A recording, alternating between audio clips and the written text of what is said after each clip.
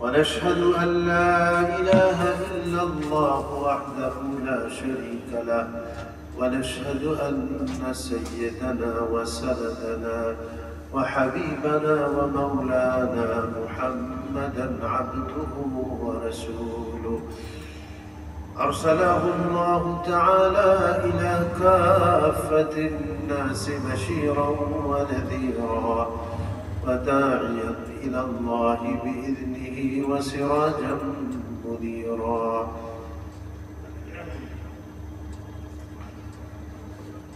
أما بعد، فقد قال الله تبارك وتعالى: أعوذ بالله من الشيطان الرجيم، بسم الله الرحمن الرحيم. سبحان الذي أسرى بعبده ليلا من المسجد الحرام إلى المسجد الأقصى الذي باركنا حوله لنريه من آياتنا إنه هو السميع البصير. وقال رسول الله صلى الله عليه وسلم: وأحسن إلى جارك تكن مؤمنا وأحب للناس ما تحب لنفسك تكن مسلما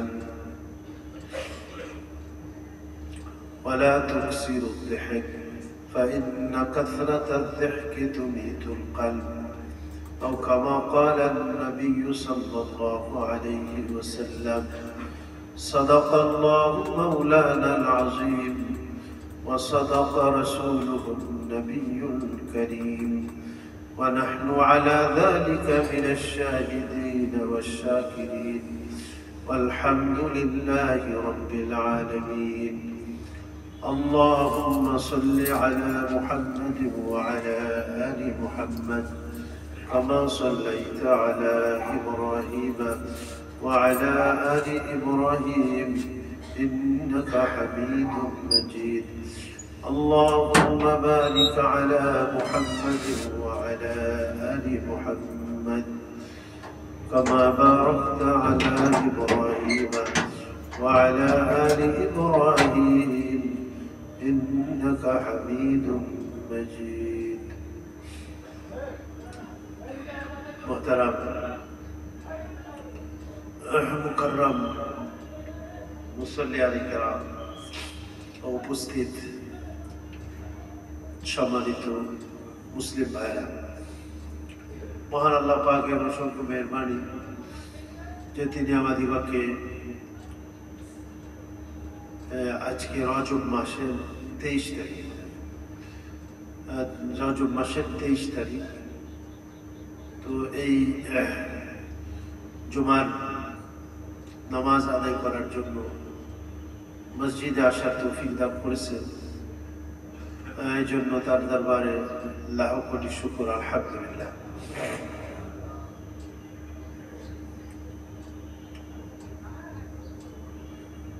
আমি গত 2 জুম্মা থেকে সম্ভবত একটা হাদিস নিয়ে আলোচনা করছিলাম, তো সেই হাদিসের বাকি অংশ আমরা আলোচনা করবো ইনশাআল্লাহ। কিন্তু তার পূর্বে, যেহেতু রজব মাস আর এই আজকে হলো 23 তারিখ, আর 27শে রজব এটা রাসূল করিম আলাইহিস সালামের মেরাজ সংঘটিত হয়েছে, এটা প্রসিদ্ধ আছে। যদিও এখানে ইতিহাসবিদ যারা বা ইসলামী স্কলার যারা, তো তাদের মধ্যে মতভেদ আছে যে কোন মাসে রাসূল করিম আলাইহিস সালামের মেরাজ সংঘটিত হয়েছে। কেউ বলছেন যে রবিউল আউয়াল মাসে নবীজির মেরাজ সংঘটিত হয়েছে, কেউ রমজান মাসের কথা বলেছেন, কেউ শাওয়াল মাসের কথা বলেছেন। একেবারে সবাই যে ঐক্যমত্য হয়ে গেছে এই বিষয়টার উপরে, তারিখের ব্যাপারে এরকমের হয় না। তবে প্রসিদ্ধ মত যেটা, সেটা এই রজব মাসেই এবং 27শে রজব আপনার এই মেরাজ সংঘটিত হয়েছে। তো মেরাজকে কেন্দ্র করে ইসলামের মধ্যে কোনো হুকুম আহকাম নেই, কিন্তু যেমন ধরেন সবে কদর যেমন আছে, এবং সেটা কোরআন শরীফে বর্ণিত আছে এবং অসংখ্য হাদিস শরীফে আছে। সেই রাত্রটা অনেক ফজিলাতের রাত্র। সেই রাত্রে ইবাদত বন্দেগী করার সুযোগ যারা পাবে তাদের অনেক সম্মান ও মর্যাদাকে আল্লাহ বৃদ্ধি করে দেন। কিন্তু এই রজব মাসের বা 27শে রজব নবীজির যে মেরাজ সংঘটিত হয়েছে, এটা কিন্তু প্রত্যেক বৎসরে আসে না। নবীজির জীবনে একবারই সংঘটিত হয়েছে এটা।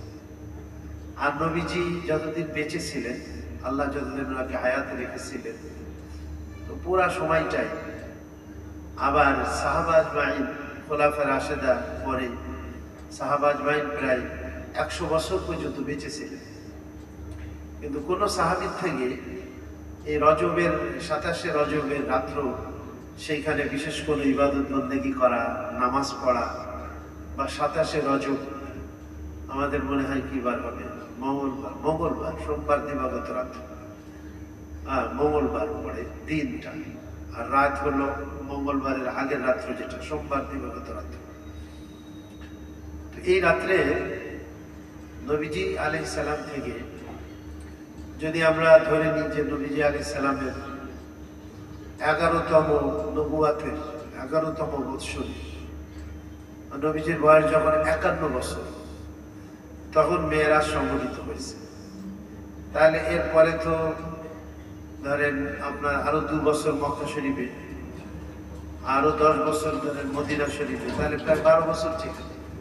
এই 12 বছরে যে রাত্রে মেরাজ সংঘটিত হয়েছিল রজব মাসের 27 তারিখে যদি আমরা ধরেও নিই, তো নবীজি আলাইহিস সালাম এই রাত্রে বিশেষ কোনো ইবাদত বন্দেগী করেছেন বলে হাদিস শরীফে উল্লেখ পাওয়া যায় না, বা নবীজির সিরাতেও পাওয়া যায় না। খোলাফায়ে রাশেদিনের জামানায়ও কোনো খলিফা বা সাহাবা আজমাইন যারা ছিলেন, তারাও যে এই রাত্রে বিশেষ কোনো ইবাদত বন্দেগী করেছেন বা দিনের বেলায় রোজা রেখেছেন, এই ধরনের কোনো আমল পাওয়া যায় না। যেটা পাওয়া যায় না হাদিসে পাকে বা শরীয়তে নবীজির থেকে, সাহাবায়ে কেরাম থেকে বর্ণিত নাই, সেটা করার মধ্যে কিন্তু কোনো সওয়াব নেই, কোনো নেকি নেই। নেকি তো সেটার মধ্যেই আছে যেটার আল্লাহ পাকের হয়তো হুকুম, আল্লাহ নির্দেশ করেছেন, বা নবীজি আলাইহিস সালাতু ওয়াস সালাম সেটা করতে বলেছেন বা নিজে করেছেন, সেগুলির মধ্যে সওয়াব আছে এবং নেকি আছে। কিন্তু নবীজি যেটা করেন নাই সেটাকে যদি আমরা সওয়াব মনে করে করি বা যেটা ইবাদত মনে করে করি, সাহাবা আজমাইন যেটা করেন নাই সেটাকে সওয়াব মনে করে করি, ইবাদত মনে করে করি, তাহলে সেটা তো সওয়াব হবেই না, বরঞ্চ আরো ওইটাকে ইবাদত মনে করার কারণে দেখা যাবে যে ওইটা আমাদের পাপের খাতা না ভারী হয়, আল্লাহ মাফ করুন। এই জন্য প্রত্যেক ভালো কাজ সে ভালো কাজ হতে পারে, কিন্তু ওইটাকে সুন্নাত বলা যাবে না। সুন্নাত তো ওইটাই যেটা রাসূল কারীম আলাইহিস সালাম থেকে প্রমাণিত হয়েছে। যাক, তারপরেও মেরাজের ঘটনার মধ্যে আমাদের জন্য অনেক শিক্ষণীয় বিষয় রয়ে গেছে, সেগুলি আলোচনা করতে বাধা নেই। কিন্তু অনেকে আমাদের সমাজে ওই রাত্রে আলোকসজ্জা করে, কিছু লোক আছে বাড়ি সাজায় বা মসজিদ সাজায়। তারপরে রজব মাসে আরো বিভিন্ন ধরনের প্রথা আছে, সিন্নি বিতরণ করে, লাইটিং করে, মোমবাতি জ্বালায়, আরো কত কিছু সমাজে প্রচলিত আছে। এগুলির থেকে নিজেদেরকে দূরে রাখা দরকার এবং নবীজি বা সাহাবায়ে কেরাম থেকে যেটা সুন্নাত আছে সেটার উপরেই আমাদের জীবনকে পরিচালনা করা উচিত। যাক, বাকি মেরাজের ঘটনা এটা তো কোরআন শরীফের মধ্যেই আল্লাহ তাবারক ওয়া তাআলা বর্ণনা করেছেন। এটাকে 2 ভাগ করা যেতে পারে। এক ভাগ হলো মক্কা শরীফ থেকে নবীজির সফর হলো বাইতুল মুকাদ্দাস পর্যন্ত, আর আরেক ভাগ হলো এটাকে সাধারণত ইসরা বলা হয়। ইসরা শব্দের অর্থ হলো রাতের সফরকে ইসরা বলা হয়, রাতের ভ্রমণ। এবং কোরআন শরীফে সূরা বনী ইসরাঈল 15 পারার একেবারে শুরুতেই এখানে আল্লাহ তাআলা এই শব্দটাই ব্যবহার করেছেন, সুবহানাল্লাযী আসরা, যে আল্লাহর সমস্ত দোষ ত্রুটি থেকে মুক্ত বা পবিত্র, যিনি রাত্রে বেলায় ভ্রমণ করালেন, রাত্রে বেলায় নিয়ে গেলেন বিআবদিহি, তার বান্দা। তার বান্দা বলতে এখানে আমাদের প্রিয় নবীজি মুহাম্মদ সাল্লাল্লাহু আলাইহি সাল্লামকে বোঝানো হয়েছে। কারণ নবীজির যত গুনাহগুণ আছে তার মধ্যে আব্দ, এইটা নবীজি বেশি পছন্দ করতেন। আব্দ মানে হলো বান্দা, যে বন্দেগী করে, আল্লাহর হুকুম মেনে চলে, তাকে আব্দ বলা হয়। এই যে গোলাম, যে তাকে আব্দ বলা হয় আরবি। এজন্য আমাদের অনেকের নাম কিন্তু আব্দুল্লাহ মানে আল্লাহর গোলাম, আব্দুর রহমান, আব্দুল খালেক, আব্দুল মালিক, আব্দুর রব আছে না। আব্দ মানে হলো গোলাম। আসলে আমরা সবাই তো আল্লাহর গোলাম, কি? হ্যাঁ, তার বহুবচন হলো ইবাদ। আব্দের বহুবচন কি? ইবাদ। এই জন্য আল্লাহ কোরআনে বলছেন ইবাদুর রহমান আল্লাযীনা ইয়ামশুনা আলাল আরদি হাওনা, রহমানের গোলাম বা রহমানের বান্দা। তো আমরা সবাই আল্লাহর বান্দা। নবীজি আলাইহিস সালাম আল্লাহর বান্দা। খ্রিস্টানরা হযরত ঈসা আলাইহিস সালামকে আল্লাহর বান্দা বলে না, আল্লাহর পর্যায়ে নিয়ে চলে গেছে, অথবা আল্লাহর বেটা বলেছে, আল্লাহর পুত্র বলেছে। হ্যাঁ, বা আল্লাহ তিন খুদা, তার মধ্যে এক খুদা হযরত ঈসা আলাইহিস সালাম। এজন্য হযরত ঈসা আলাইহিস সালামের ব্যাপারেও আমরা এটাই বলি আবদুহু ওয়া রাসূলুহু। কি বলি আমরা? ইন্না ঈসা আবদুল্লাহি ওয়া রাসূলুহু। নিশ্চয়ই হযরত ঈসা আলাইহিস সালাম আল্লাহর বান্দা এবং আল্লাহর রাসূল। এজন্য হযরত ঈসা আলাইহিস সালাম শিশুকালে যখন ওনার মায়ের উপরে অপবাদ দেওয়া হলো ব্যভিচারে, হ্যাঁ, তখন হযরত ঈসা আলাইহিস সালামকে আল্লাহ সাক্ষী হিসাবে পেশ করছে তার কওমের কাছে। ওই ছোট্ট নবজাতক বাচ্চা শিশু, তার জবান খুলে দিয়েছেন আল্লাহ তাবারক ওয়া তাআলা। এবং তিনি সর্বপ্রথম যে কথাটা বলছেন সেটাই কিন্তু এই যে খ্রিস্টানদের বিরুদ্ধে যায়, যে কথাটা তাদের ঈমান ও আকীদার বিরুদ্ধে। ক্বালা ইন্নী আবদুল্লাহ, সুবহানাল্লাহ। হযরত ঈসা আলাইহিস সালাম প্রথম কথাই বললেন যে আমি আল্লাহর বান্দা। আমি কি? আল্লাহর বান্দা। আমি আল্লাহ হয়ে অথবা আল্লাহর পুত্র হয়ে এই পৃথিবীতে আসে না। আমি আল্লাহর বান্দা। আল্লাহর কুদরত এবং আল্লাহর ক্ষমতার বহিঃপ্রকাশ আল্লাহ আমার মাধ্যমে করেছে। যে পাপ ছাড়াও যে আল্লাহ মানুষ সৃষ্টি করতে পারে, তার যে কুদরত এবং তার যে মহাশক্তি আছে, এইটার প্রকাশ করেছেন আল্লাহ তাআলা আমার দ্বারা। তো হযরত ঈসা আলাইহিস সালাম আল্লাহর বান্দা, আমাদের প্রিয় নবীজিও কি আল্লাহর বান্দা। এজন্য দেখেন এই সূরার পর থেকে নিয়ে 3টা সূরা আমাদের এই জামাতে আসছে। এই মক্কা শরীফের লোক, এইখানে একটা জামাত আছে, ওনারা মক্কা শরীফে 2-3 আছেন। তারপরে আপনার ওই এমান দেশেরও কয়েকজন আছে, 3 দেশের ওনারা এইখানে জামাত আসছে। কালকে মনে হয় পরশুদিন আসছে, আগামীকালও থাকবেন ওনারা। তো ওই ভাই বলতেছিলেন কথাটা, আসলে কথাটা সুন্দরী, যে এই সূরা বনী ইসরাঈল এখানে আব্দ বলছেন শুরুতে আল্লাহ তাআলা, আল্লাহর বান্দাকে তিনি রাত্রিবেলায় ভ্রমণ করালেন। তারপরে সূরা কি? সূরা কাহফ না? পরের সূরাটা সূরা কাহফ। এর শুরুতেও দেখেন আলহামদুলিল্লাহিল্লাযী আনজালা আলা আবদিহি আল কিতাবা ওয়া লাম ইয়াজআল লাহু ইওয়াজা। সূরা কাহফের শুরু, সেখানেও আব্দ শব্দটা আছে আল্লাহ তাআলা। আলহামদুলিল্লাহিল্লাযী আনজালা আলা আবদিহি, যে আল্লাহ নাযিল করেছেন কিতাবকে তার বান্দার উপরে, সুবহানাল্লাহ, আব্দ।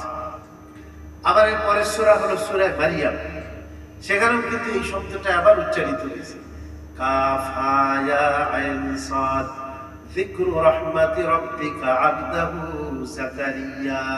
ওখানেও দেখেন তার বান্দা হযরত যাকারিয়া আলাইহিস সালাতু ওয়াস সালামের বর্ণনা আল্লাহ পাক এই সূরার মধ্যে করেছেন। কাফ হা ইয়া আইন সাদ যিকরু রাহমাতি রাব্বিকা আবদাহু, যে আপনার বান্দা যে আল্লাহ তিনি যে রহমত করেছেন তার বান্দা হযরত যাকারিয়া আলাইহিস সালামের, তার বর্ণনা এই সূরার মধ্যে আছে। তাহলে পর 3টা সূরা দেখা যাচ্ছে যে সেখানে আব্দ মানে আল্লাহর বান্দা। তা আমাদের প্রত্যেকেরই আকীদা রাখতে হবে যে সমস্ত নবীরা সহ এবং আমরা পৃথিবীতে যত সবাই আমরা কি আল্লাহ বান্দা। এই জন্য সূরা ইখলাসে আল্লাহ তাআলা খ্রিস্টানদের আকীদার বিরোধিতা করেছে, সূরা ইখলাস নাযিল করেছে। তাওহীদ ও একত্ববাদের সূরা কিন্তু এই সূরা ইখলাস। যে ব্যক্তি তিনবার পাঠ করবে আল্লাহ তাআলা তাকে এক খতম কোরআন শরীফ পড়ার সওয়াব দান করবেন। কুল হুয়াল্লাহু আহাদ, হে নবী বলে দিন আপনি যে আল্লাহ এক, আল্লাহুস সামাদ, আল্লাহ বেনিয়াজ। বেনিয়াজের বাংলা কি? অমুখাপেক্ষী। আল্লাহ কারো মুখাপেক্ষী নয়। আমরা সবাই কোনো না কিছুর মুখাপেক্ষী, খাদ্যের মুখাপেক্ষী, বাতাসের মুখাপেক্ষী, চন্দ্রে আলো মুখাপেক্ষী। হ্যাঁ, আমরা কত কিছুর মুখাপেক্ষী, আল্লাহর নিয়ামতের মুখাপেক্ষী। কিন্তু আল্লাহ তাআলা কোনো কিছুর কি না, মুখাপেক্ষী না। লাম ইয়ালিদ, এই দেখেন লাম ইয়ালিদ, তার মানে তার কোনো সন্তান নাই। মানে ঈসা আলাইহিস সালাম আল্লাহর কি না, সন্তান না। ওয়ালাম ইউলাদ, এবং তিনি কারোর থেকে জন্ম নেন নাই, মানে তার কোনো পিতাও নেই, তার কোনো পিতা মাতা তাও নাই, আবার তার কোনো সন্তানও নেই। লাম ইয়ালিদ ওয়ালাম ইউলাদ ওয়ালাম ইয়াকুল লাহু কুফুয়ান আহাদ, এবং কেউ আল্লাহ পাকের সমকক্ষ নয়। তো সর্বপ্রথম আমাদের এই আকীদা পোষণ, আকীদাটা সহি করতে হবে যে আমরা সবাই এবং আমাদের প্রিয় নবীজি, এমনকি হযরত ঈসা আলাইহিস সালাম সহ সকল নবীরা আল্লাহর বান্দা। তা আল্লাহ বলছেন যে ওই আল্লাহ সমস্ত দোষ ত্রুটি থেকে মুক্ত এবং পবিত্র, যিনি তার বান্দাকে রাত্রে বেলায় আসরা বিআবদিহি লাইলান, লাইলান মানে রাতের অল্প সময়, এখানে একটা তানবিন আছে। হ্যাঁ, লাইলান তানবিনটা অল্প বোঝায়, সংক্ষিপ্ত, রাতের সংক্ষিপ্ত সময়ের মধ্যে তার বান্দাকে নিয়ে গেলেন মিনাল মসজিদিল হারাম, মসজিদে হারাম থেকে। নবীজি আলাইহিস সালাম হাতিমে ছিলেন। কোন কোন রওয়ায়াতের মধ্যে, যেটা বেশিরভাগ রওয়ায়াতের মধ্যে আসছে, ওই রাতে নবীজি হাতিম, হাতিম মানে খোলা জায়গাটা, এখন একটা দেওয়া আছে, একটা ব্যারিকেড দেওয়া আছে ওখানে। হ্যাঁ, এবং একদিকে দরজাটা খোলা আছে, মানুষ ওর মধ্যে ঢুকতে পারে। ওটা কিন্তু বাইতুল্লাহরই একটা অংশ। এই অংশটা যে কোনো কারণে তারা এটাকে ওয়ালটা আর দিতে পারে না, এটাকে বেষ্টনী দিতে পারে না, এজন্য ফাঁকাই রয়ে গেছে। তো এই হাতিমে নবীজি আলাইহিস সালাম শোয়া ছিল। তারা এই মক্কার কুরাইশরা মাঝে মধ্যে হাতিমে আসতো, জরুরি পরামর্শ করত। তাদের মধ্যে কোনো এগ্রিমেন্ট হলে, কোনো চুক্তি, ওয়াদা, অঙ্গীকার, এ ধরনের কোনো বিষয় যদি হইত, তাহলে তারা এখানে এসে তা সম্পাদন করত। হ্যাঁ, এবং নবীজি আলাইহিস সালাম মাঝে মধ্যে সেখানে হাতিমে গিয়ে নামাজ পড়তেন। তো নবীজি আলাইহিস সালাম হাতিমে ঘুমিয়েছেন। তো হাদিসে পাকে বুখারীতেও আসছে এবং অন্যান্য হাদিস শরীফেও আসছে যে নবীজি আলাইহিস সালাম কি হযরত জিবরাইল আমিন আসলেন নবীজির কাছে, এবং সেখান থেকে হাতিম থেকে নিয়ে নবীজিকে জমজম কূপ, যেটা বাইতুল্লাহর পূর্ব দিকে অবস্থিত, এখন তো আর দেখা যায় না। ওই পূর্বে মানুষ একেবারে কূপের পাশে যায়, ওখানে বালতি দিয়ে পানি উঠাইতো ওই কূপ থেকে।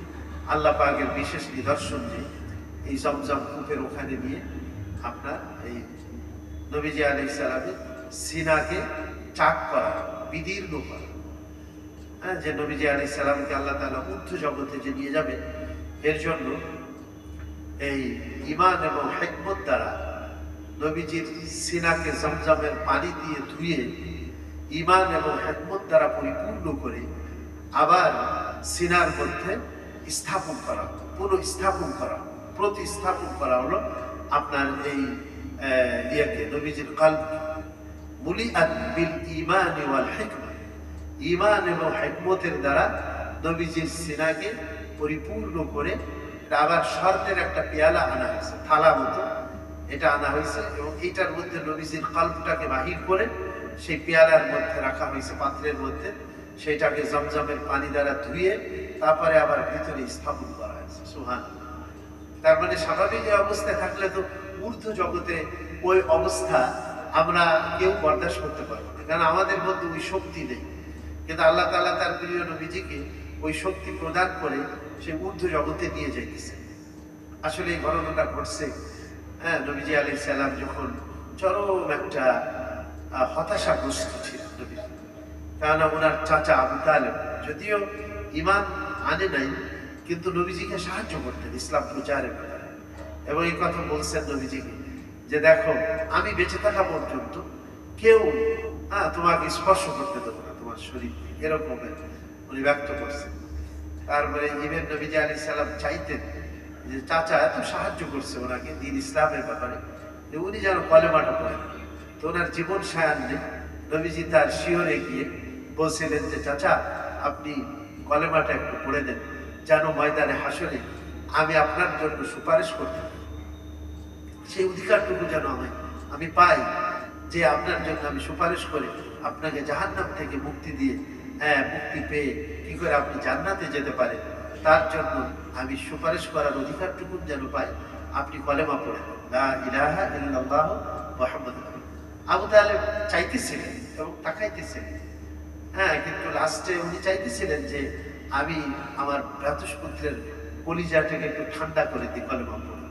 তো কিন্তু দেখেন আল্লাহ পাকের ইচ্ছা কি, তো তিনি বললেন যে যদি আমার এই আশঙ্কা না হতো যে আমি কুরাইশদের সর্দার, মানুষ চিরজীবন আমাকে ধিক্কার দিবে যে দেখো বাপদাদাদের ধর্মকে পরিত্যাগ করে ভ্রাতুষ্পুত্র মুহাম্মাদের ধর্মকে গ্রহণ করছে আমাদের সর্দার, এই ভৎসনা বা এই ধিক্কার যদি আশঙ্কা না হতো তাহলে আমি কলেমা পড়ে তোমার কলিজাকে আমি ঠান্ডা করে দিতাম।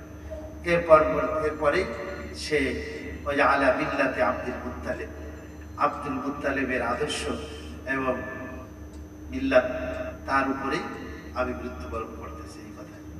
আর আমরা বলি কি আলা মিল্লাতি রাসূলিল্লাহ, কবরে যখন আমরা লাশ রাখি তখন এটা পড়ি না বিসমিল্লাহি ওয়া আলা মিল্লাতি রাসূলিল্লাহ, যে আল্লাহর নামে এবং রাসূলুল্লাহর মিল্লাতের উপরে। আর আল্লাহ রসুলের মিল্লাতি হলো তাওহীদ, ঈমান, আখিরাত, আল্লাহর একত্ববাদ, এটাই। তো তখন নবীজি আলাইহিস সালাম সত্যি অনেক কষ্ট পায়।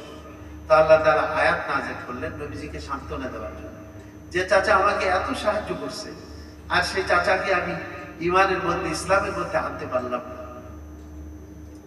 তো নবীজির চোখেও পানি ছিল। তো তখন আল্লাহ তাআলা নবীজির উপরে আয়াত নাযিল করলেন, ইন্নাকা লা তাহদি মান আহবাবতা ওয়ালাকিন্নাল্লাহা ইয়াহদি মান ইয়াশা। ওগো নবী, আপনি যাকে চাইবেন তাকে হেদায়েত করতে পারবেন না, বরঞ্চ আমি আল্লাহ যাকে চাইব তাকে হেদায়েত দান। তো নবীর হাতেও কি ছিল না? হেদায়েত ছিল না। অথচ অনেকেই বলতেছে যে এখন অনেকেই এই কথা বলে যে হেদায়েত আল্লাহর হাতে না, যদি আল্লাহর হাতে থাকতো তাহলে আল্লাহ নবী পাঠাবেন কেন? নাউজুবিল্লাহ বলি না, বলে যে হেদায়েত কার হাতে? বলে আল্লাহর। ইন্নাকা লা তাহদি, আপনি হেদায়েত দিতে পারবেন না মান আহবাবতা, যাকে পছন্দ করবেন, যাকে মহব্বত করবেন, ওয়ালাকিন্নাল্লাহা ইয়াহদি মান ইয়াশা, কিন্তু আল্লাহ যাকে ইচ্ছা তাকে হেদায়েত দেন। তো যাই হোক, আবু তালেব তো তার বাপ দাদাদের ধর্মের উপরেই মৃত্যুবরণ করলো, কিন্তু নবীজিকে যেহেতু সে সাহায্য করছে, এই জন্য হাদিসে পাকে আসছে যে জাহান্নামী যত জাহান্নামে আমি মুশরিকিন যারা কাফের মুশরিক, তাদের সব থেকে সর্বনিম্ন শাস্তি, সব থেকে নিম্নমানের শাস্তি দেওয়া হবে আবু তালেবকে। আর সেটা হলো আগুনের দুইটা জুতা পরিয়ে দেওয়া হবে, যার কারণে তার দেমাগ টকবক টকবক করতে থাকবে, মাথার ঘিলু টকবক করতে থাকবে। নাউজুবিল্লাহ। এইটা যদি জাহান্নামের সব থেকে নিম্ন শ্রেণীর আযাব হয়ে থাকে, তাহলে সব থেকে উঁচু আযাবটা কেমন হবে আমরা চিন্তা করি। আল্লাহ আমাদের সবাইকে জাহান্নামের আযাব থেকে হেফাজত করেন, রক্ষা করেন। তা আবু তালেবের ইন্তেকাল হয়ে গেছে। আর আভ্যন্তরে ভিতরে হযরত খাদিজা রাদিয়াল্লাহু আনহা নবীজি আলাইহিস সালামের সবথেকে বড় সহায়ক ছিলেন। হযরত খাদিজারও ইন্তেকাল হয়ে গেছে। নবীজি আলাইহিস সালাম তায়েফে বড় আশা নিয়ে গিয়েছিলেন, সেখানের মানুষ অনেক ভদ্র, সেখানের মানুষ অনেক অতিথি পরায়ণ, সেখানে আমার কথা শুনবে তারা। কিন্তু সেখানে গিয়েও নবীজি আলাইহিস সালামকে প্রস্তরে ক্ষতবিক্ষত করা হলো, প্রস্তর আঘাতে রক্তাক্ত করা হলো এবং নবীজিকে ব্যর্থ করে সেখান থেকে ফেরত আসতে হলো। তো নবীজির হৃদয়ে কত কষ্ট ছিল চিন্তা করে। তো আল্লাহ তাবারক ওয়া তাআলা তখন নবীজিকে সান্ত্বনা দিতে চাইলেন এবং নবীজিকে পুরস্কৃত করতে চাইলেন। আর সে মানুষের কষ্ট যখন একেবারে চরম পর্যায়ে পৌঁছে যায়, কষ্টের পরে কিন্তু কৃষ্ট আসে, এই কথা ঠিক কিনা? আল্লাহ কোরআনে বলছেন ইন্না মাআল উসরি ইউসরা, ইন্না মাআল উসরি আলাম নাশরাহ লাকা, সূরা এই সূরার মধ্যে বলছেন ইন্না মাআল উসরি ইউসরা, নিশ্চয়ই কষ্টের পরে আছে কি শান্তি, কষ্টের পরে শান্তি আছে।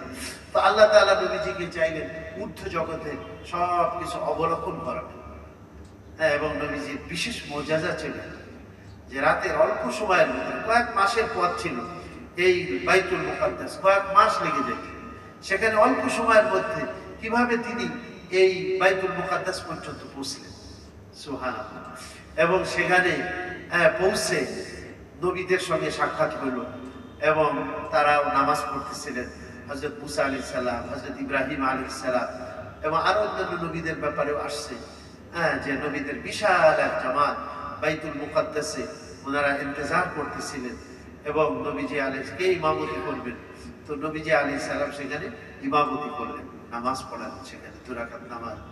তারপরে জিবরাইল আমিন বুরাক নামক এক যানবাহন সেটা আনা হলো, এবং হাদিসে পাকের মধ্যে আসছে খচ্চর থেকে ছোট, গাধার থেকে একটু কি বড়, এই ধরনের একটা আবিয়াজ মানে সাদা, এই ধরনের একটা যান সেটা আনা হইল, এবং যার দ্রুত গতিটা এরকমের ছিল যে তার এক কদম এইখানে আর দ্বিতীয় কদম চোখের শেষ সীমানা পর্যন্ত, দৃষ্টির শেষ সীমানা পর্যন্ত তার দ্বিতীয় কদম থাকে, এইরকম। সুবহানাল্লাহ। আল্লাহ পাকের এই যে বিশেষ বাহন বুরাক, এইটাতে করে আল্লাহর প্রিয় নবীজিকে নিয়ে গেলেন। যাই হোক, সেখানে যাওয়ার আগে নবীজি আলাইহিস সালাম এই মক্কাতেই শরাব পেশ করা, একটা পেয়ালা শরাব ছিল, আর একটাতে দুধ ছিল। তো কোনটা নবীজি গ্রহণ করল? তো নবীজির হাত যে পাত্রের মধ্যে দুধ ছিল সেদিকে অগ্রসর হল। হযরত জিবরাইল আমিন বললেন আখাস্তাল ফিতরাতা, যে নবীজি আপনি ফিতরাত মানে ঈমান, ঈমানকে গ্রহণ করেছেন। যদি আপনি শরাবের ওই যে পাত্রে শরাব ছিল সেটা যদি আপনি গ্রহণ করতেন তাহলে আপনার উম্মত সব গোমরাহ হয়ে যেত, সব পথভ্রষ্ট হয়ে যেত। আপনি ঈমান ও হেদায়েতকে গ্রহণ করেছেন, সুবহানাল্লাহ। যা তারপরে সেই গানে নামাজ পড়ার পরে বুরাক ওখানে রাখা হলো। এরপরে অন্য একটা বাহন, কেউ বলে সিঁড়ি, রফরফ বা এক ধরনের সিঁড়ি, সেই আল্লাহর বিশেষ কুদরতের আসনে হযরত জিবরাইল আমিন নবীজি আলাইহিস সালাতু ওয়াস সালামকে নিয়ে ঊর্ধ্ব জগতে এরকম প্রথম আসমান, দ্বিতীয়, তৃতীয়, এবং এক এক আসমানে এক এক নবীর সঙ্গে সাক্ষাৎ হতে পারে। প্রথম আসমানে যখন পৌঁছলেন তো কড়া নাড়া আসমানে হযরত জিবরাইল আমিন বলে কে? বলে আমি জিবরাইল। বলে আপনার সাথে কে? বলে মুহাম্মদ সাল্লাল্লাহু আলাইহি ওয়াসাল্লাম। বলে তাকে কি আনার জন্য এখানে কি ডাকা হয়েছে? বলে হ্যাঁ, তাকে ডাকা হয়েছে বা অনুমতি দেওয়া হয়েছে। বলে তার জন্য, নবীজির জন্য আসমানের দরজা খুলে দেওয়া হলো, এবং হযরত আদম আলাইহিস সালামের সঙ্গে সেখানে সাক্ষাৎ হলো। এবং হযরত আদম আলাইহিস সালাম একবার ডান দিকে তাকাচ্ছেন তো হাসতেছে, আবার বাঁ দিকে তাকাচ্ছেন কাঁদতেছে। নবীজি আলাইহিস সালাম জিবরাইল আমিনকে জিজ্ঞেস করলেন যে এই দিকে? বলে ইনি আপনার পিতা হযরত আদম আলাইহিস সালাম। এবং হযরত আদম আলাইহিস সালাম নবীজিকে মারহাবা বললেন, মারহাবা বিল ইবনে সালেহ ওয়ান নবী সালেহ, বললেন যে স্বাগতম ইবনে সালেহ, আমার নেক সন্তান, ওয়ান নবী সালেহ, এবং নেক নবী, তার প্রতি মারহাবা, তাকে স্বাগতম। জিবরাইল আমিনকে জিজ্ঞেস করলেন যে হযরত আদম আলাইহিস সালাম একদিকে ডান দিকে তাকাচ্ছেন হাসতেছেন, বাঁ দিকে তাকাচ্ছেন কাঁদছেন, তার কারণ? বলে ডান দিকে এই তাদের রূহ, যারা জান্নাতি হবে তাদের রূহ রয়েছে এই ডান দিকে, সুবহানাল্লাহ। এই জন্য যখন উনি এই জান্নাতি মানুষের দিকে তাকাচ্ছেন তখন তিনি হাসতেছেন, আবার বাঁ দিকে জাহান্নামীদের রূহ, ওদিকে যখন তাকাচ্ছেন তখন তিনি কাঁদতেছেন। আল্লাহ আমাদের সকলকে জান্নাতীদের অন্তর্ভুক্ত করে দেন, সুবহানাল্লাহ। যার সেখানে সালাম বিনিময় হলো। দ্বিতীয় আসমানে এরকম ইজাজত চাওয়া হলো এবং সেখানে খোলা হইল। দ্বিতীয় আসমানে কোন কোন রাওয়ায়াতে পাওয়া যায় হযরত ঈসা এবং হযরত ইয়াহইয়া দুইজন খালাতো ভাই বলছে, ইবনা খালাতি, খালাতো ভাই, কিন্তু আসলে ওনাদের পরিচয় মামা ভাগনার সম্পর্ক। কারণ হযরত মারিয়াম যিনি ছিলেন ইনি হযরত জাকারিয়া আলাইহিস সালাতু ওয়াস সালামের ভাইরা ছিলেন, যে হযরত ইমরান ওনার নাম ছিল, বাইতুল মুকাদ্দাসের ইমাম ছিলেন। হ্যাঁ, এই ইমরান যে তার স্ত্রীর নাম ছিল হান্না। এই হান্নার কন্যা হলেন কে? হযরত মারিয়াম। হ্যাঁ, তো জাকারিয়া আলাইহিস সালামের ছেলে হলেন হযরত ইয়াহইয়া। আর ওদিকে আপনার এই হযরত কি বলে আপনার ইমরান, ওনার ভাইরা, তার মেয়ে হান্না না, হ্যাঁ তার মেয়ে হান্না, হান্নার মেয়ে হলেন হযরত মারিয়াম। তাহলে আমার তো মনে হচ্ছে যে হান্না আর হযরত ইয়াহইয়া এনারা খালাতো ভাই বোন ছিলেন। আর হান্নার যে আপনার মেয়ে হযরত মারিয়াম, উনি হলেন তাহলে হযরত ইয়াহইয়া আলাইহিস সালাতু ওয়াস সালামের খালাতো বোনের ছেলে। খালাতো বোনের ছেলে কি হয়? ভাগনা হয় না? ভাগনা হয়। তো যাক, হাদিস শরীফে আসছে খালাতো ভাই বোন ছিলেন ওনারা, এই দুই খালাতো ভাই ছিলেন। কিন্তু আমার মনে হচ্ছে মামা ভাগনা ছিলেন ওনারা দুজন, যে এক অন্য রওয়ায়াতে যেটা পাওয়া যায়। তো ওনাদের সঙ্গে সাক্ষাৎ হলো দ্বিতীয় আসমানে।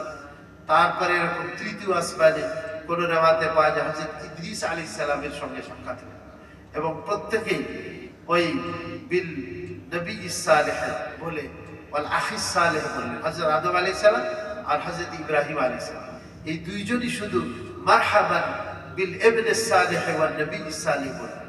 আর বাকি যারা সবাই বললেন মারহাবান বিল আখিস সালেহ ওয়ান নবী সালেহ। আখুন মানে ভাই, সবাই ভাই বললেন, আর ওনারা ছেলে বলে সম্বোধন করলেন। যাক, তারপরে ইদ্রিস আলাইহিস সালামের সঙ্গে সাক্ষাৎ। তারপরে হলো গিয়ে আপনার চতুর্থ আসমানে হযরত হারুন আলাইহিস সালামের সঙ্গে সাক্ষাৎ হলো। তারপরের আসমানে হযরত মুসা আলাইহিস সালামের ইউসুফ আলাইহিস সালামের সঙ্গে সাক্ষাৎ হলো। আগে হযরত ইউসুফ আলাইহিস সালামের সাথে, তারপরে হযরত হারুন আলাইহিস সালামের সাথে পঞ্চম আসমানে। তারপরে ষষ্ঠ আসমানে গিয়ে হযরত মুসা আলাইহিস সালামের সঙ্গে সাক্ষাৎ হলো। সপ্তম আসমানে হযরত ইব্রাহিম আলাইহিস সালামের সঙ্গে সাক্ষাৎ হলো। তারপরে সপ্তম আসমানের উপরে সেইখানে সিদরাতুল মুনতাহা, হ্যাঁ, এই যে কোরআন শরীফে সূরা আপনার এই যে নাজমের মধ্যে চলে আসে, ওয়ালাকাদ রাআহু নাজলাতান উখরা ইনদা সিদরাতিল মুনতাহা ইনদাহা জান্নাতুল মাওয়া ইয ইয়াগশাস সিদরাতা মা ইয়াগশা মা যাগাল বাসার ওয়া মা তাগা। হ্যাঁ, আল্লাহ পাক এখানে আবার এই সিদরাতুল মুনতাহার আলোচনা করছেন। তো সিদরাতুল মুনতাহা বা তার আগে আপনার আল বাইতুল মামুর, একটা মানে আমাদের যেমন কাবা শরীফ, ঠিক এই বরাবর সপ্তম আসমানের উপরে বাইতুল মামুর একটা মসজিদ আছে, যে মসজিদ হলো ফেরেশতাদের কিবলা। আমরা যেরকম খানায় কাবাকে কিবলা হিসাবে নামাজ পড়ি, ফেরেশতারাও এরকম তারা তওয়াফ করে এই বাইতুল মামুর। প্রতিদিন ৭০,০০০ ফেরেশতা এই বাইতুল মামুরকে তওয়াফ করে, এবং যার একবার নম্বর আসবে কিয়ামত পর্যন্ত আর তার কোনো নম্বর আসবে না। তাহলে চিন্তা করেন আল্লাহ পাকের কত মানে আপনার ফেরেশতা আছে। হ্যাঁ, ওয়ালা ইয়ালামু জুনুদা রাব্বিকা ইল্লা হু। আল্লাহ কোরআনে বলছেন আল্লাহ পাকের এত বাহিনী আছে, সেই বাহিনীর সংখ্যা আল্লাহ ছাড়া কেউ জানে না। এই যে আমাদের সাথে তো ফেরেশতা নামাজ পড়ে, আমাদের ডাইনে বামে ফেরেশতা আছে। হ্যাঁ, আমাদের এই যত কিছু পরিচালনা করতেছে এর পিছনে অদৃশ্য শক্তি আল্লাহ পাক রেখে দিয়েছেন, সেটা হলো এই ফেরেশতাদের শক্তি। হ্যাঁ, আল্লাহ রাব্বুল আলামিন রেখে দিয়েছেন। এই বিশ্ব জগতে যা কিছু পরিচালনা হচ্ছে এর পিছনে কিন্তু ফেরেশতারা আছে। তো ফেরেশতারা ৭০,০০০ ফেরেশতা এই বাইতুল মামুরকে তওয়াফ করতেছে।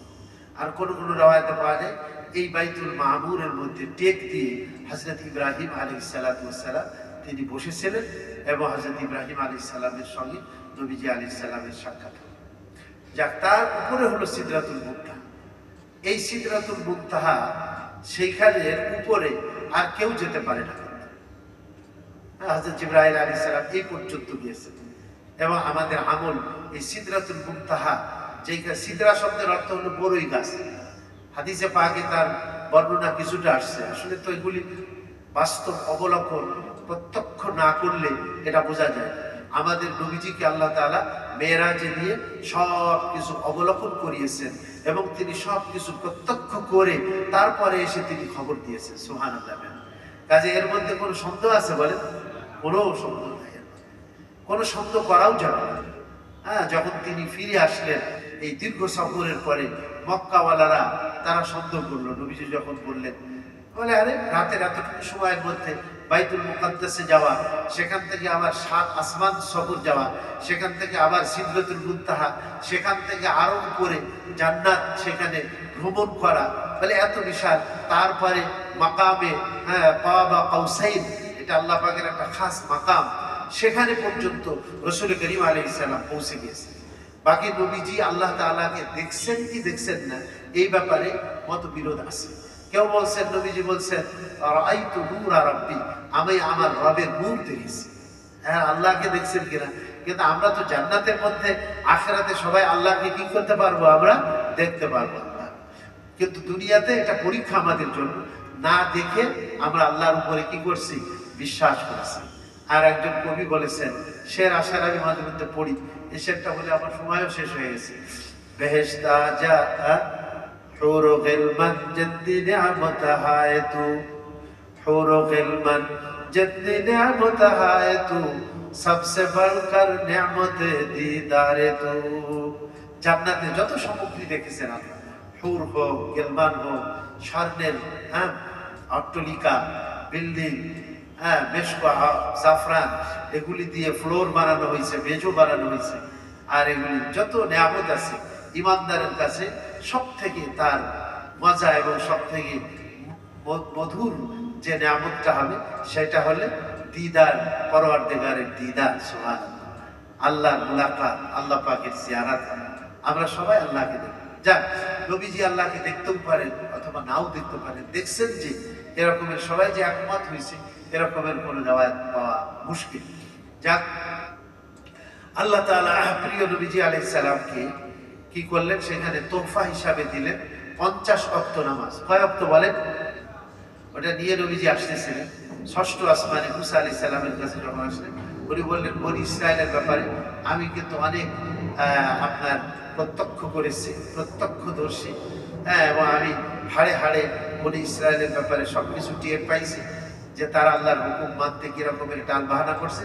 আপনার উম্মাত এই 50 ওয়াক্ত নামাজ পড়তে পারবে না, আপনি আল্লাহ পাকের কাছে যান। আমরা সবাই জানি রাসূল করিম আলাইহিস সালাম গিয়েছেন, এবং কয়বার গিয়েছেন? 10 ওয়াক্ত করে ঘুমাই দিয়েছে আল্লাহ তাআলা। তো আপনার 5 বারে কত? 5 বার, 5 10 কে 50, 4 বার গিয়েছে। পঞ্চম বারে বলছেন, আপনি যান। এবার গেলে নাকি আর 5 ওয়াক্ত যদি ঘুমাই দেয়, তাহলে উম্মতের জন্য আর কি থাকলো? নবীজি বললেন যে এখন আমার আল্লাহ পাকের কাছে যাইতে আমার লজ্জা বোধ হচ্ছে। তো আল্লাহ তাআলা বললেন যে ঠিক আছে, আমি তোমার উম্মতের জন্য এই 5 ওয়াক্ত নামাজ ফরজ করলাম, এবং আমি ওয়াদা করতেছি যে উম্মতি এই 5 ওয়াক্ত নামাজ ঠিক মতো আদায় করবে, আমি তাকে 50 ওয়াক্ত নামাজের নেকি দান করব। সুবহানাল্লাহ। এবং কোন কোন রিওয়ায়াতে পাওয়া যায় এই যে সূরা ফাতিহা এবং সূরা বাকারার যে আমানা রাসূল থেকে নিয়ে শেষ পর্যন্ত আল্লাহ তাবারক ওয়া তাআলা এটাকেও নবীজি আলাইহিস সালামকে উম্মতের জন্য তোহফা হিসাবে দান করেছেন। এজন্য যারা প্রতি রাতে এই আমানা রাসূল থেকে নিয়ে সূরা বাকারা শেষ পর্যন্ত পাঠ করবে, বলে সমস্ত রাত্রে অন্য কোনো ওজিফা যদি নাও পড়ে, কাফাতাহু, এই 2 আয়াত তার জন্য যথেষ্ট হয়ে যাবে। সুবহানাল্লাহ। আল্লাহ আমাদের সবাইকে তৌফিক দান করেন। যাক, তারপরে তো নবীজি আলাইহিস সালাম ফেরত আসেন। অনেক ঘটনা আছে, সেগুলি তো আরো সময় লাগবে। তো এই রমজানে কি বলে, মেরাজের এই খাস আমল যেটা, সেটা হলো কিন্তু এই নামাজের তোহফা। এই জন্য বলা হয়েছে আসসালাতু মিরাজুল মুমিনিন, নামাজ হলো মুমিনের জন্য মেরাজ। আল্লাহ যেমন তার খাস দরবারে গিয়ে আল্লাহর সাথে দিদার লাভ করেছেন, আল্লাহর খাস দরবার পর্যন্ত গিয়েছেন, আমরা যখন নামাজ পড়ি তখনও কেমন যেন আমাদের আল্লাহর সাথে কি হয়ে যায় বলেন, মেরাজ হয়ে যায়, এবং আল্লাহর সাথে দিদার লাভ হয়। এই জন্য আমরা যদি প্রতিজ্ঞাবদ্ধ হই যে আমরা এই 5 ওয়াক্ত নামাজ ছাড়বো না, আমরা মসজিদে এসে সম্ভব হলে মসজিদে এসে জামাতের সাথে এই 5 ওয়াক্ত নামাজ মৃত্যু পর্যন্ত আমরা আদায় করবো। ঠিক আছে না ইনশাআল্লাহ? আল্লাহ বিনা হিসাবে তার জন্য জান্নাতের ফয়সালা করবেন যদি আমরা এই নামাজের আমরা সংরক্ষণ করতে পারি। যাক, আর পরবর্তীকালে সময় সুযোগ হলে আরো আলোচনা করা যাবে এ ব্যাপারে। আর ওই যে হাদিসটা রয়ে গেছে ওখানে মানে আরো 3টা জিনিস রয়ে গেছে, তো আমরা এই সম্বন্ধেও পরবর্তীকালে সময় সুযোগ হলে আলোচনা করবো ইনশাআল্লাহ। আর আপনারা জানেন যে টঙ্গী ইজতেমা যেটা সেই দীর্ঘদিন থেকে চলে আসতেছে, 31 আর আপনার 1 এবং 2 তারিখ নাকি 30, 31, 1, 30, 31, 1 এটা আপনার প্রথম পর্বে হবে, আর দ্বিতীয় পর্বে হলো 3, 4, 5 এটা হবে। তো আপনারা ওলামায়ে কেরামের নেতৃত্বে, এটা আপনারা জানেন সত্যি এটা আমাদের জন্য অনেক দুর্ভাগ্যতা এটা যে একটা মুসলমানদের একটা সেখানে জমায়েত হইতো, বিশাল জমায়েত, দেশ বিদেশের লোক সেখানে আসতো, কিন্তু যে কোনো কারণে হোক এর ভিতরে একটা মতবিরোধের সৃষ্টি হয়েছে। আমরা দোয়া করি আল্লাহ দ্রুততম সময়ের মধ্যে এই মতবিরোধকে দূর করে আবার সবাই যেন আমরা এক হয়ে আবার হকের উপরে সত্যের উপরে এক হয়ে আমরা এই দাওয়াত তাবলীগের কাজ করি অথবা সমর্থন করি অথবা আমরা এর সহযোগিতা করি। তা আমরা এই ইজতেমায় যাবো ইনশাআল্লাহ সেখানে, এবং আমরা শরীক থাকবো। এবং বিদেশে ওনারা বললেন, এমন দেশ থেকে যারা, ওনারা বললেন যে 30 জন তো আমাদের মেহমান চলে আসছে এবং আরো মেহমান আসতেছে, এবং সৌদি আরব, মক্কা, মদিনা ওখান থেকেও আরো অনেক মেহমান আসতেছে। আল্লাহ আল্লাহ, তো আমাদের দেশে এই বিদেশি লোক আসা, তাদের কদম পড়া, এটা আমাদের জন্য সৌভাগ্যের কারণ কিনা, কি বলেন? আল্লাহ যেন আমাদের যে জামাতটা আমাদের মসজিদে আজকে আছে কালকেও থাকবে ইনশাআল্লাহ, ওনাদের সহ আল্লাহ যেন আমাদের সবাইকে হকের উপরে থেকে ঈমান এবং আমলকে সুদৃঢ় করে আল্লাহর সন্তুষ্টি দিয়ে যেন আমরা জান্নাতে যেতে পারি। এবং হযরত আবু বকর রাদিয়াল্লাহু আনহুর মতো সিদ্দিক বলে যে হ্যাঁ, মুহাম্মদ আলাইহিস সালাম যদি এই কথা বলেন যে তিনি রাত্রির এই অল্প সময়ের মধ্যে এই মক্কা শরীফ থেকে সেই মসজিদে আকসা, আবার সেখান থেকে 7 আসমান, সিদরাতুল মুনতাহা, বাইতুল মামুর, তারপরে মাকামে কাবা কাউসাইনে সব কিছু জিয়ারত করে ফিরে আসছেন, মুহাম্মদ সাল্লাল্লাহু আলাইহি ওয়াসাল্লাম যদি বলেন তাহলে আমি এক বাক্যে এটা স্বীকার করি না। কারণ তিনি আসমানে ওহী যে আসে এটা আমি বিশ্বাস করি, তো কাজে আমি এটা কেন বিশ্বাস করব না যে মুহাম্মদ সাল্লাল্লাহু আলাইহি ওয়াসাল্লাম রাত্রের অল্প সময়ের মধ্যে এই মেরাজ করে তিনি ফিরে আসছে। তারপরেই না হযরত আবু বকর রাদিয়াল্লাহু আনহুকে সিদ্দিক বলা হয়। সিদ্দিক মানে কি? সত্যবাদী। আল্লাহ আমাদেরও এটা ঈমানের একটা মাকাম আছে, কিন্তু সিদ্দিক মানে কি? দ্বিধা দ্বন্দ্ব সামান্যতমও থাকবে না অন্তরের মধ্যে, এটাকে বলে সিদ্দিকীনদের মাকাম। সিদ্দিকীনদের মাকামে আল্লাহ তাআলা আমাদেরকে পৌঁছে দেন, এবং যারা এই মাকামে পৌঁছতে পারবে আবু বকর সিদ্দিক রাদিয়াল্লাহু আনহুর সাথে তাদের জান্নাত নসিব হয়ে যাবে ইনশাআল্লাহ। আল্লাহ আমাদের সবাইকে তৌফিক দান করেন। যাদের সুন্নাত বাকি আছে 4 রাকাত পাওনার জুমা